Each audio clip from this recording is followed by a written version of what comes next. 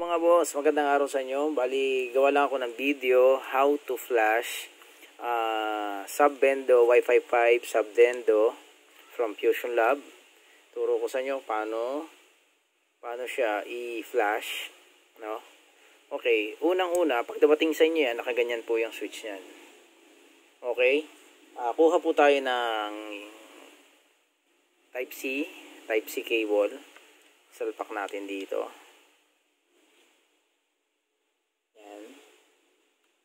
Okay, ilaw yung ganyan. So, iset nyo to, i-atras nyo to. Nakaganyan siya. Okay, flash mode yan. Tapos, buksan natin yung software natin. Okay, then scan.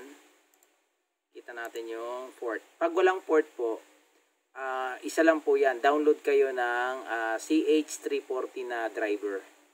CH340.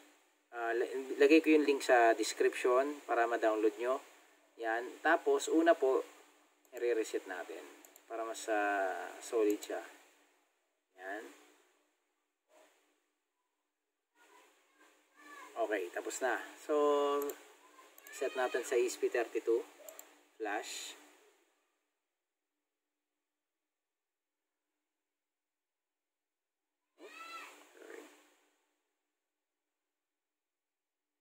Wait nyo lang hanggang mag 100%.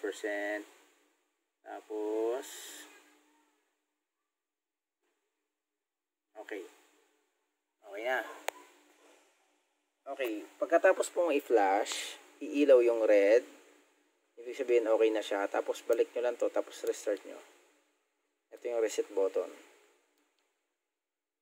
Okay. Yun lang po. Ginagawa to kapag yung mga unit mali yung password na pumapasok, ganun po. Okay guys, maraming salamat po at please like and subscribe at saka pakiclick ang notification bell para po sa ating mga updates. Maraming salamat po and have a good day po.